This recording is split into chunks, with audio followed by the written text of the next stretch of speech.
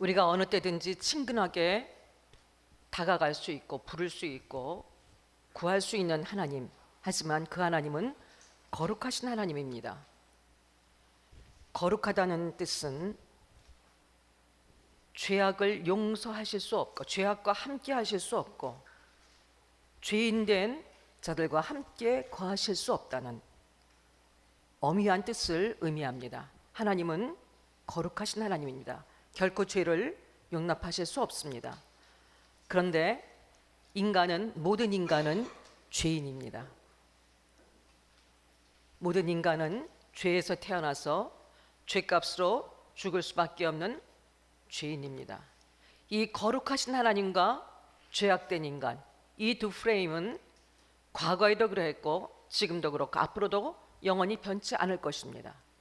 그 거룩하신 하나님 앞에서 죄악된 인간이 어떻게 그 하나님께 나아갈 수가 있고 어떻게 그 하나님과 관계를 맺을 수 있는 것인가? 이 하나님과 함께 할 수 있다는 것 자체가, 하나님을 부를 수 있고 하나님과 교제할 수 있다는 자체가 기적이고 은혜입니다. 우리는 하나님 앞에 나오는 것이, 하나님을 찾는 것이 어떤 하나님 앞에 유익되어지고 하나님을 위하는 것처럼 잘못 착각할 때가 있는데, 이 거룩하신 하나님 앞에 죄악된 우리가 존재할 수 있다는 것, 나아갈 수 있다는 것, 관계를 맺을 수 있다는 것 자체가 은혜이고 기적입니다. 하나님의 허락하시지 않았으면 결코 이루어질 수 없는 은혜입니다. 하나님은 먼저 이스라엘을 찾아오셔서 그들을 구원해 내셨고 출애굽하셨고, 오늘 우리도 마찬가지입니다. 우리의 힘으로는 자력으로는 구원에 이를 수 없는 우리들, 죄 가운데 살다 그것이 전부인 줄 알고 살다가 죄에 치여서 고통스럽게 살다가 종래는 영원한 멸망과 죽음에 처할 수밖에 없는 인생들을 찾아와 주셨습니다. 그리고 구출해 내셨습니다. 구원하셨습니다. 그뿐 아니라, 구원해 내셨을 뿐 아니라 나는 너의 하나님이 되고 너는 내 백성이 될 것이다. 놀라운 선언을 해주셨습니다. 나는 너희 가운데 거하기 위해서, 너희와 관계를 맺기 위해서, 너희의 하나님이 되기 위해서 너희를 구원한 하나님이다. 하나님이 우리와 함께 하심, 우리가 하나님의 친백성이 되어짐, 이 자체가 우리에게는 놀라운 기적이고 축복이고 무엇과도 바꿀 수 없는 은혜입니다. 이 오늘 말씀의 본문의 말씀의 12절에 나는 너희 하나님이 되어지고 너희는 나의 백성이다. 다시 한번 하나님은 우리에게 선포해 주셨습니다. 이미 주셨던 말씀을 다시 한번 선포해 주셨습니다. 신약의 시대를 사는 오늘 우리에게는 백성인 뿐이 아니라, 거룩한 백성일 뿐 아니라 너희는 내 자녀라는 선포를 다시 한번 해주고 계십니다. 여러분, 이 관계는 서로가 서로에게 독점되는 관계를 의미합니다. 둘 사이에 누구도 끼어들 수 없고, 그 사랑과의 관계 속에서 다른 것을 구하는 것도, 다른 것을 바라보는 것도 허용될 수 없는 독점적인 관계를 의미합니다. 서로가 서로에게 사랑의 관계, 하나 되어지는 관계, 연합되어진 관계, 이 속에서 하나님은 이것을 우리에게 허락하셨고, 그래서 우리 같은 죄인들과 친밀히 하기를 원하시면서 자신을 우리에게 내어주시고 오신 하나님과 함께하는 삶, 함께 거하는 삶은 우리에게 특권입니다. 그리고 그 하나님 앞에 살아가는 삶은 우리가 특권이자 우리에게 백성된 우리의 마땅한 의무입니다. 사랑받을 이유가 없었으나, 선택받을 이유가 없었으나 하나님의 선택과 사랑을 받고 하나님과 마치 이 세상에 아무것도 없는 것처럼 나만을 사랑하시는 그 하나님 앞에서 인격적인 1대1의 관계를 맺을 수 있게 된 것은 은혜 중에 은혜이고 특권입니다. 이 하나님 앞에서 하나님의 백성답게, 하나님의 자녀답게 하나님이 하신 말씀과 규례와 이 모든 것들에 맞춰서 살아가는 것은 우리의 특권입니다. 우리의 의무입니다. 이는 단순히 도덕적인 어떤 교훈에 응하는 것이라든가 이것을 해도 되고 안 해도 되는 것이 아니라, 이것은 마땅히 우리가 하나님의 그 사랑과 독점적인 은혜를 입었다면 마땅히 우리가 살아가야 될 삶의 방식이 되어져야 될 것입니다. 하나님은 레위기에서 하나님의 백성된 자들로서 반드시 이 땅에서 어떻게 살아가야 할 것인가, 하나님 앞에서 하나님과 관계를 맺은 우리가 이제 하나님 앞에서 어떻게 살아가야 할 것인가, 구체적인 생활의 전 영역 속에서 어떻게 살아가야 할 것인가, 눈에 보이지 않는 하나님, 하지만 이제 그 백성된 우리, 그 자녀된 우리는 이 땅에서 살아가지만 이제는 우리는 이 땅의 법이 아닌 하나님의 법, 하나님 나라의 백성의 법으로 살아가야 될 의무와 특권이 우리에게 주어진 것입니다. 이제 이 하나님의 백성답게 살아갈 수 있는 것은 바로 하나님의 오늘 말씀하신 규례와 법도, 다시 말하면 오늘 우리가 듣고 있는 말씀입니다. 성경에 기록되어진 하나님의 말씀입니다.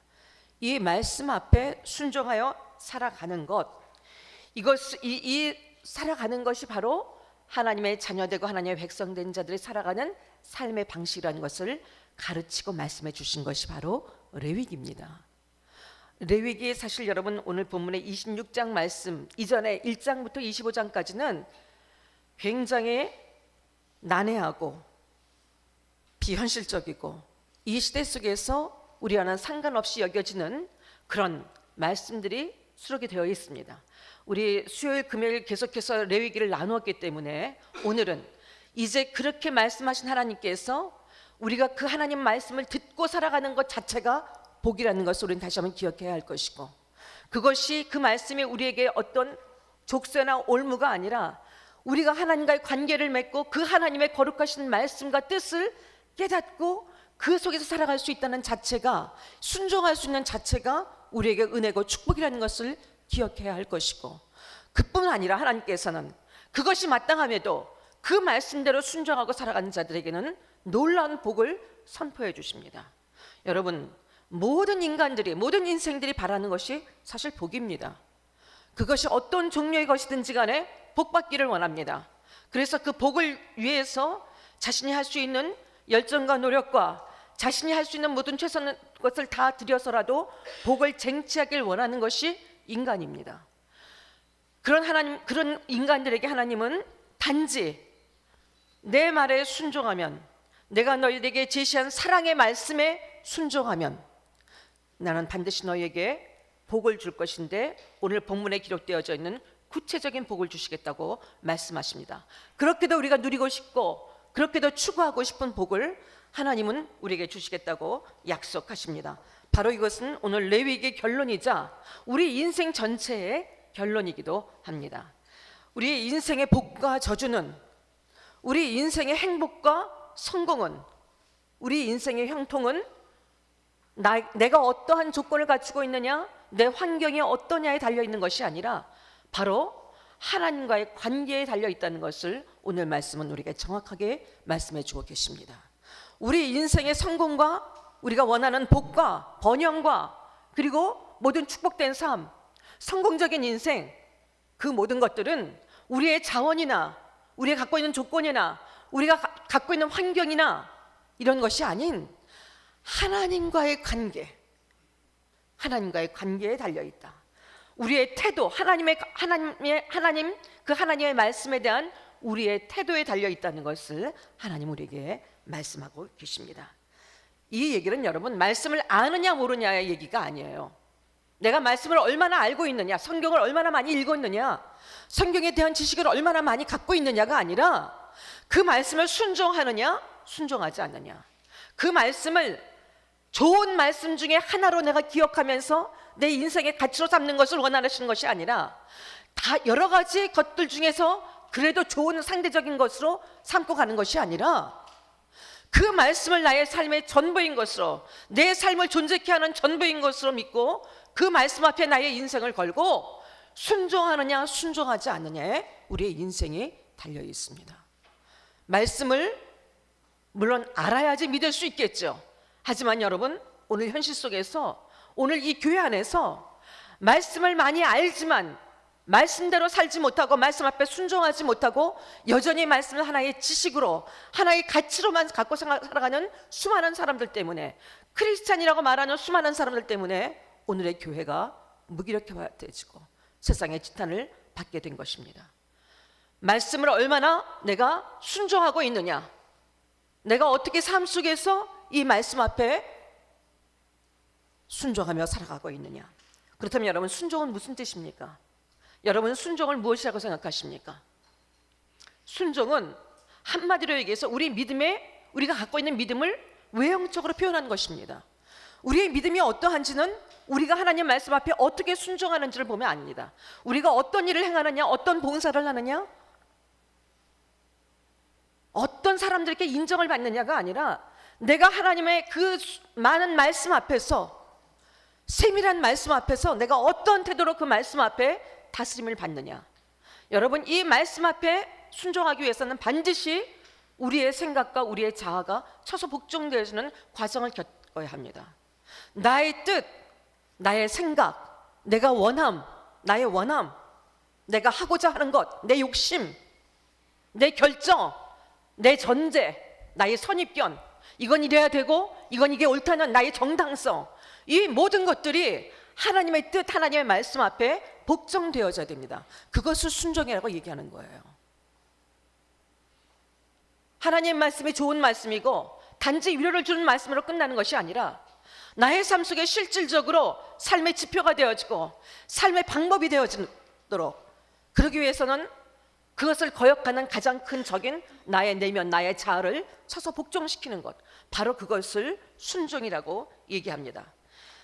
내 삶의 모든 것들을 다 하시고, 내 인생의 모든 것들을 설계하시고, 내 인생에 무엇이 있어야 가장 좋은지를 정확히 아시는 그 하나님, 내 인생의 주인이 나의 하나님이신 것을 믿기 때문에, 신뢰하기 때문에 그 하나님이 내게 하시는 모든 말씀은 언제나 옳으시고 언제나 완전하시고 나에게 언제나 길이고 답인 것을 신뢰하는 믿음이 있기에 우리는 이것을 순종할 수 있습니다. 순종이라는 것은 바로 우리의 전인격을 걸고 하나님의 모든 말씀 앞에 엎드리는 것. 내 생각이 이렇지만 하나님은 나의 생각보다 언제나 옳으시고, 나의 길은 이것이 옳은 것 같지만 하나님의 길은 언제나 옳으시고, 하나님의 방법은 언제나 옳으시기 때문에 그 하나님을 인정하고 엎드리는 것. 그래서 나의 삶 속에 하나님의 말씀이 나를 다스리도록 하나님께 나를 위탁하고 내어드리는 것. 여러분, 그것이 바로 순종입니다. 그럼 불순종은 무엇입니까? 불순종은 단순히 지키고 안 지키고의 어떤 그런 문제가 아니에요. 내가 하느냐 하지 않느냐 그런 차원의 문제가 아니라, 불순종이라는 것은 끝까지 나를 포기하지 않는 것입니다. 나의 계획과 나의 고집과 하나님 아무리 말씀하셔도 나의 생각이 옳습니다. 아무리 말씀하셔도 내 방법대로 살겠습니다. 아무리 말씀하셔도 내가 지금 하고 계획하고 하는 일, 모든 일대로 내 감정대로, 내 의지대로 살겠습니다. 끝까지 하나님 말씀 앞에 자신을 쳐서 복종시키지 않는 것, 그거는 다시 말해 하나님과의 사랑의 관계를 아주 공식적으로 깨겠다는 의미를 얘기합니다. 우리에게 다가오셔서 같이 관계를 맺을 수 있고 친밀한 관계를 허락하신 그 하나님을 정면으로 거역하는 것입니다. 이것은 단순히 말을 듣느냐 안 듣느냐의 차원이 아니라 하나님 자체를 거절하는 것입니다. 하나님, 나는 하나님 없이도 얼마든지 내 힘으로 살 수 있습니다. 하나님, 얼마든지 하나님 간섭하시지 않으셔도 나는 내 방법대로, 내 능력대로 얼마든지 살 수 있습니다. 바로 그것을 주장하는 것입니다. 자기 육체를 신뢰하는 것. 그렇기 때문에 이 불순종은 너무나 큰 죄악이고, 불순종의 끝은, 그래서 오늘 우리는 13절까지 말씀까지 우리가 같이 나눌 것이지만 14절 이후부터는 13절까지 내용보다 훨씬 더 많은 하나님의 말씀에 순종하지 않았을 때 우리 삶에 펼쳐지는 재앙과 저주가 기록되어져 있습니다. 여러분, 우리는 우리의 삶 속에 순종할 수 있음은 그 자체가 은혜입니다. 순종할 수 있는 대상이신 하나님이 우리에게 찾아와 주시고 우리에게 말씀해 주시고 우리가 살아갈 수 있는 미지의 삶, 고통의 삶 속에서 어떻게 살아가야 할지를 일일이 간섭하시고 말씀해 주시는 그 하나님의 말씀 앞에 순종해 사는 삶은 그 자체가 우리에게 은혜이고 축복입니다. 그 하나님께서 오늘 우리에게 크게 두 가지로 나눠서 말씀하십니다. 첫 번째는 순종하라. 두 번째는 순종하는 것이 마땅함에도 너희가 순종하면 내가 이런 복을 주겠다. 여러분, 보통 복은 인간들이 신이라고 생각하는 상대에게 대상에게 나가서 구하는 것이 복이에요. 누가 하나님처럼 내가 너에게 복을 주겠다 선포하시는 하나님은 우리 하나님밖에 계시지 않습니다. 말이 참 이 말 자체가 너무나 인간의 표현으로 할 수 없는 것이기 때문에 하나님만이 이 모든 복을 인간에게 주실 수 있습니다. 그러면 어떻게 순종할 것인가? 순종하고 말씀하신 하나님께서 우리에게 세 가지를 말씀하십니다. 이 세 가지를 말씀하시면 1절부터 2절까지 말씀인데 일단 한번 같이 읽어보겠습니다. 같이 읽습니다. 너희는 자기를 위하여 우상을 만들지 말지니 조각한 것이나 주상을 세우지 말며 너희 땅에 조각한 석상을 세우고 그에게 경배하지 말라. 나는 너희의 하나님 여호와임이니라. 너희는 내 안식일을 지키며 내 성소를 경외하라. 나는 여호와니라. 자, 1절 2절 두 말씀을 주셨어요. 그리고 3절에 너희가 내 규례와 계명을 준행하면 전제되면 하나님께서 이 모든 복을 너희에게 줄 것이다. 그럼 여러분 지금 여기서는 크게 우상을 만들지 마라, 안식일을 지켜라, 그 다음에 성소를 경외하라, 크게 세 가지로 말씀하십니다. 그러면 하나님의 말씀이 이 세 가지는 뭘 얘기하냐면 상징적인 의미예요. 이것은 표면적으로 눈에 보여지는 것입니다. 이것을 눈에 보이지 않은 하나님의 이 계명을 지키지 못하면서 눈에 보이지 아니하는, 눈에 잘 지켜질 수 없을 것 같은 그 계명들을 우리가 지킬 수 없습니다. 상징적으로 우리에게 주신 거예요. 이것은 반드시 지켜야 하는 것이고 이거를 지키는 사람은 다른 계명도 지킬 수 있게 되어집니다. 첫 번째, 우상을 만들지 말라. 우상 숭배하지 말라. 우상 숭배하지 말라. 여러분, 우상이라는 것은 하나님 이외에 다른 하나님을 내가 만드는 것, 내가 만든 하나님입니다. 간단히 얘기해서 우상은 존재하지 않는 것인데 내가 존재하는 것처럼, 내가 의지할 수 있는 것처럼, 내가 원하는 것을 얻을 수 있는 것처럼 생각해서 내가 만든 하나님입니다. 그 우상은 여러분 눈에 보이는 형상일 수도 있고요.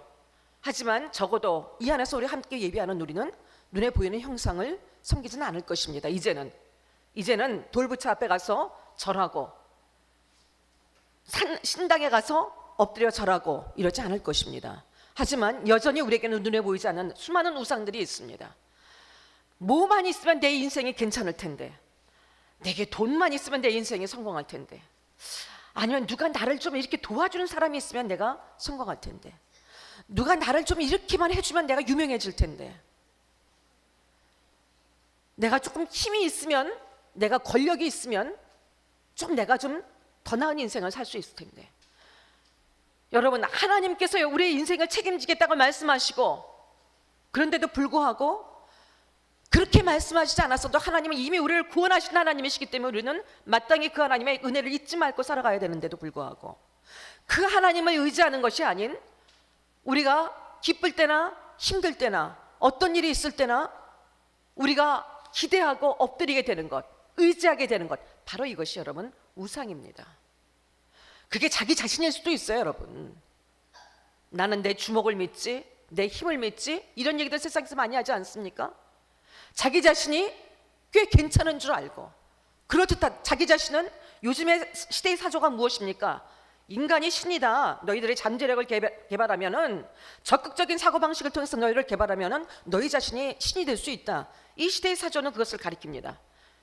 수많은 인문학 강의들이 그것을 가리킵니다. 하지만 여러분, 복은 하나님만이 주실 수 있는 것인데 우리의 인생에 그 어떤 것도 우리를 책임져 줄 수 있는 것은 없습니다. 절대로 책임져 줄 수 있는 것은 없습니다. 우리 스스로가 우상 숭배는 결국 지독한 자기 사랑입니다. 자기 숭배입니다. 결국은 나를 위해서 내가 스스로 만든 하나님이 이거 하지 말라는 거예요. 이제 너와 나는 친밀한 사랑의 관계 속에 있는 것. 여러분, 서로 사랑하는 관계 속에서 꼭 절대로 해서는 안 되는 것이 무엇입니까? 배신하지 않는 거예요. 눈을 딴 데로 돌리지 않는 거예요. 사랑한다고 얘기하면서 다른 사람 바라보지 않는 거예요. 그거는 간음이죠. 여러분, 세상에서도 그것을 죄라고 얘기합니다. 그런데 하물며 거룩하신 하나님과 우리와의 관계 속에서 우리가 하나님 계신데도 불구하고 우리가 시시때때로 우리가 원하는 것들을 만들어서 우리가 원하는 것들을 기대며 의지하며 힘들다고 고통스럽다고 소리치면서 엉뚱한 것을 바라보고 가고 있는 이 삶은 바로 이것 하지 말라는 거예요. 하나님께서 이 사랑의 관계를 깨뜨리지 말라고 얘기하시는 것입니다. 누구를 위해서? 우리를 위해서. 우상 숭배하지 말라는 것은요, 하나님은 우리 없어도 얼마든지 영광 받으시고 그런 하나님께서 단순히 우리를 사랑하시기 때문에, 우리를 사랑하신다는 그 이유 때문에 우리를 용납하시고 우리에게 관계를 열어주신 거예요. 하나님을 사랑할 수 있도록 열어주신 거예요. 그 자체가 감격이고 은혜 아닙니까? 그런데 그 하나님을 틈만 나면, 조그만 어려움이 생기면은 하나님 없다고 하고, 하나님 어떻게 나한테 이러실 수가 있냐고 생각하고 다른 것들을 기대고 의지하고, 이런 거 하지 말라는 거예요. 하나님이 누구신지를 기억하라는 것입니다. 하나님만을 인정하고 하나님만을 의지하고, 어떤 경우에서도 우리의 의지가 되어주시고 우리의 힘이 되어주시고 우리의 능력이 되어주실 하나님만 의지하고 하나님만 엎드리고 하나님만 예배하라는 것입니다. 바로 이것이 우상 숭배하지 말라는 것입니다. 두 번째, 안식일을 지키라. 여러분이 이 안식일을 지키라고 말씀하신 분은 우리를 창조하신 하나님이십니다.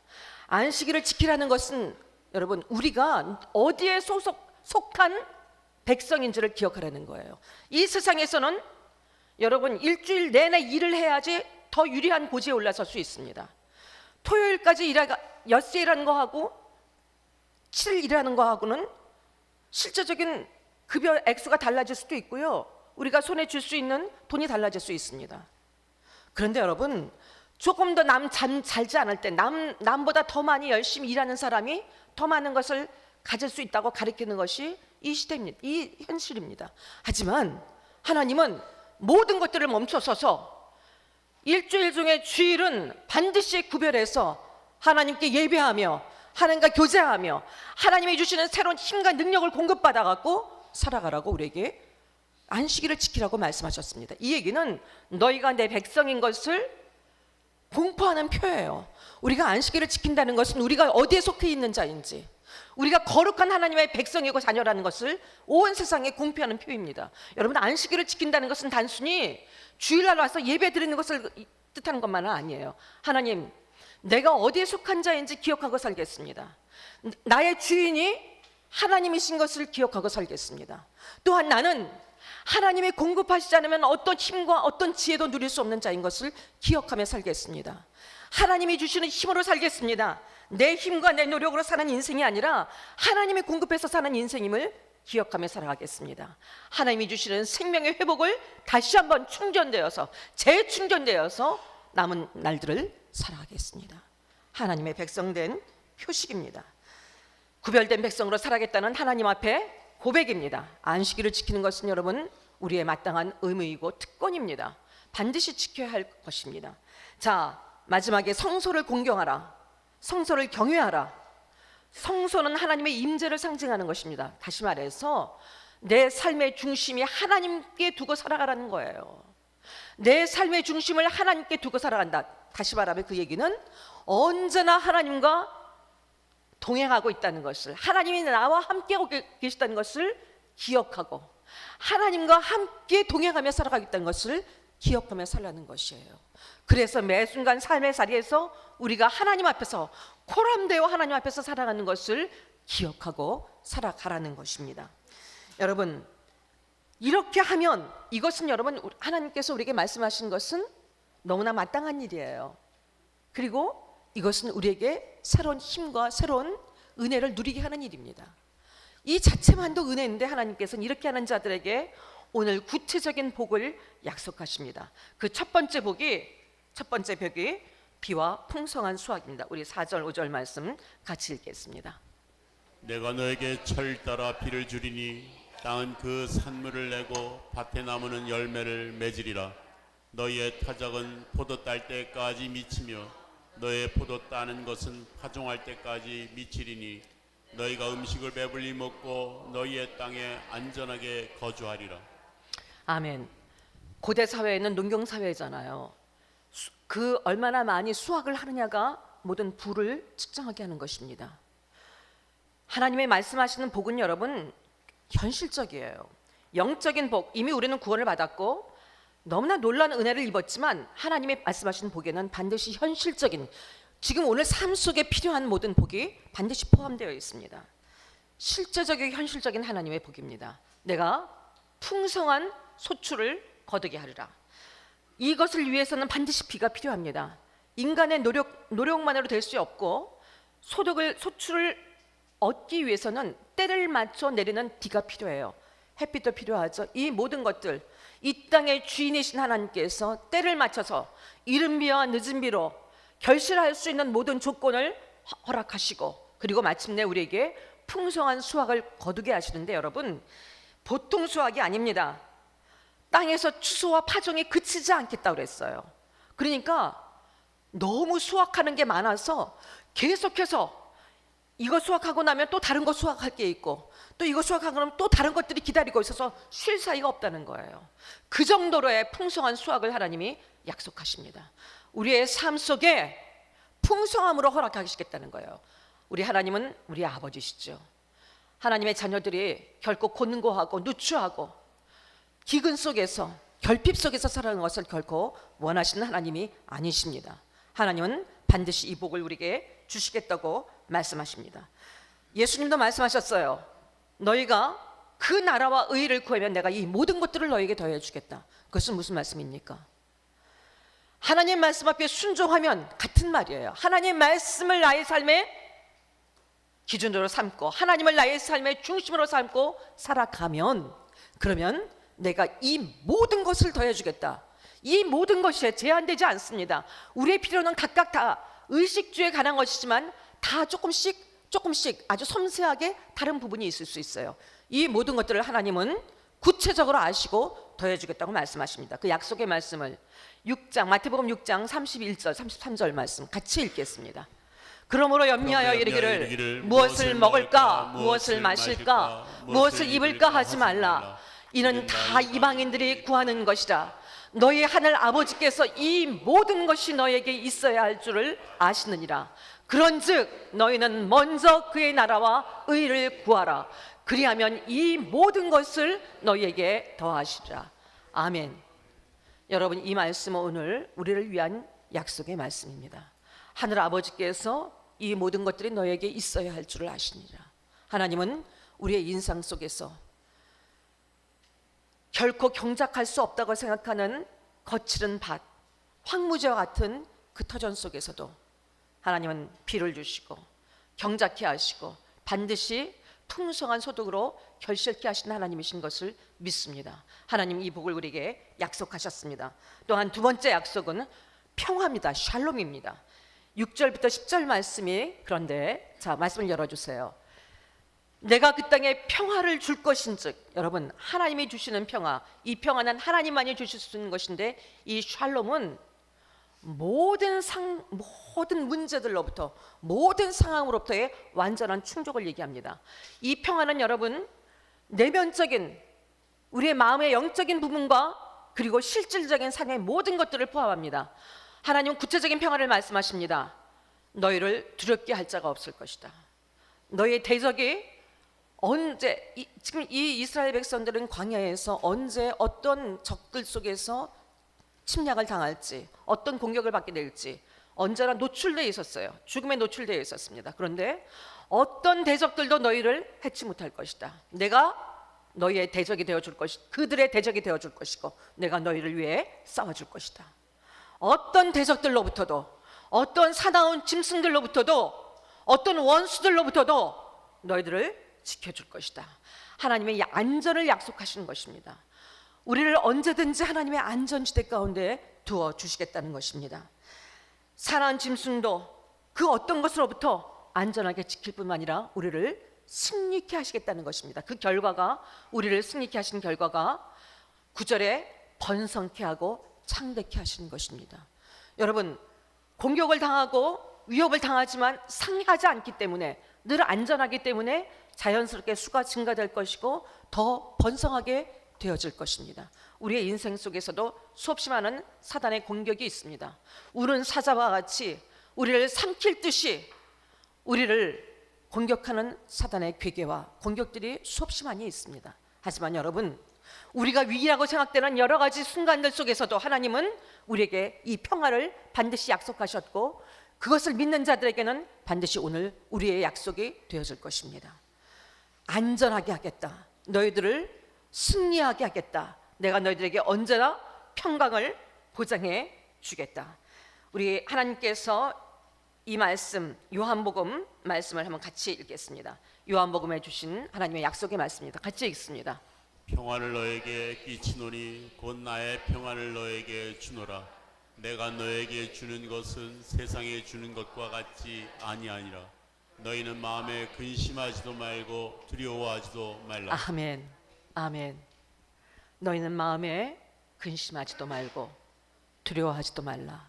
여러분이 이 아침 순종하는 것이 무엇인지 아십니까? 오늘 선포되는 이 말씀, 나는 너의 평안이다. 내가 이 평안을 너에게 보장하겠다. 너의 마음을 근심케 하고 너의 인생을 두렵게 하고 너의 지금의 현실을 흔드는 어떤 문제들 속에서도 근심하지 말라. 두려워하지 말라. 순종은 여러분, 내 상황이 하나님은 내 상황을 몰라서 그렇지. 내가 지금 얼마나 힘든데 하나님이라도 이 문제를 해결하실 수 없어. 이렇게 생각하는 것이 바로 불순종입니다. 하지만 내 현실이 어떻든지 간에 하나님의 이 약속의 말씀을 붙들고 생명으로 붙드는 거. 하나님, 그렇습니다. 내 현실은 너무나 곤고합니다. 소망이 없습니다. 너무 강팍합니다. 하지만 하나님이 말씀하셨으니 이 말씀의 약속을 나는 믿겠습니다. 이 약속의 말씀을 나의 삶에 믿음으로 고백하겠습니다. 내 생각은 아닌 것 같지만 내 생각을 쳐서 복종시키고 하나님의 말씀 앞에 나의 인생이 더 이상은 근심하지 않고 더 이상은 두려워하지 않고 세상에 줄 수도 없고 이해할 수 없는 지금의 이 상황 속에서 어떻게 기뻐할 수 있지? 어떻게 만족해할 수 있지? 어떻게 감사할 수 있지? 하지만 하나님이 나의 인생을, 나의 심령을 바꾸시고 나의 상황을 바꾸시는 하나님이신 것을 믿기에 하나님 주신 평안을 믿음으로 고백하고 선포합니다. 하나님, 나는 평안합니다. 이렇게 고백하는 것이 여러분 순종입니다.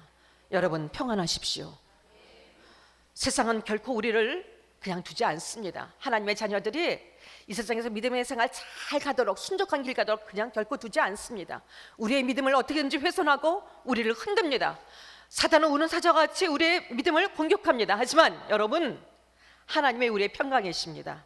평안하십시오. 하나님이 이것을 약속하셨습니다.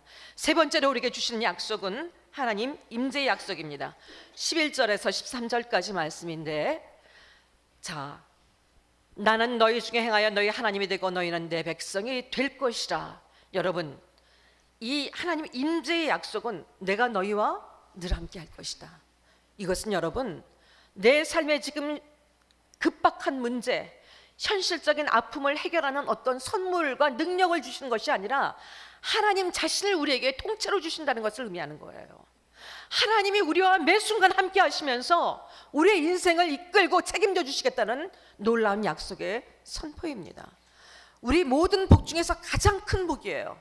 여러분, 하나님이 함께 하시는 복, 하나님이 동행하시는 복을 받은 우리는 이 세상에 어떤 것도 두려울 것이 없습니다. 어떤 것도 겁날 것이 없습니다. 하나님이 내 편이신데 사람이 내게 어찌할 수 있습니까? 하나님이 내 편이신데 하나님이 나의 인생을 붙들고 계신데 어떻게 내 인생이 파멸할 수 있고 어떻게 내 인생이 무너질 수 있습니까?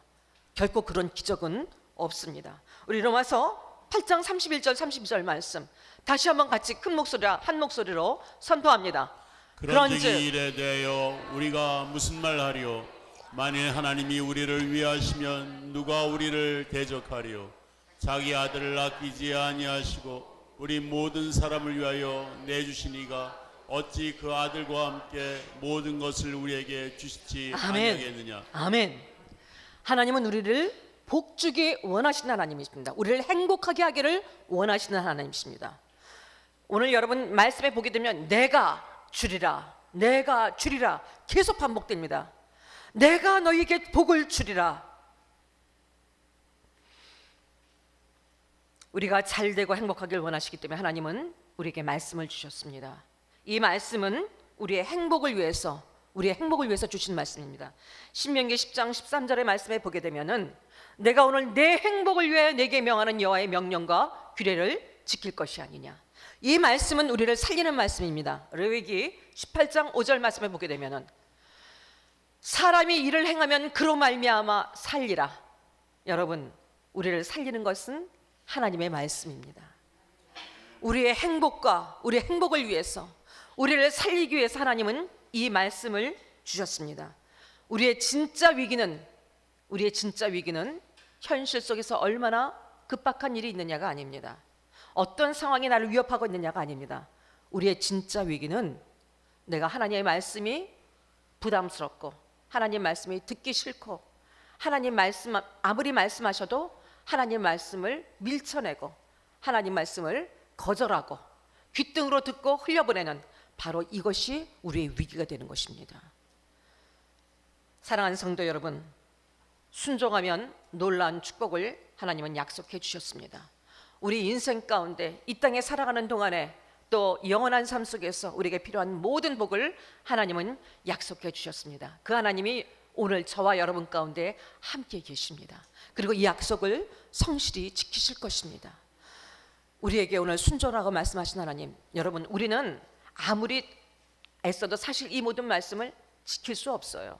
우리가 그렇게 잘 지킬 수 있는 자들 같으면 하나님께서 그렇게 구체적으로 너희가 이런 죄를 범하면 이런 제물을 드려서 이렇게 제사를 드리고, 이렇게 구체적으로 여러 번 말씀하시지 않았을 것입니다.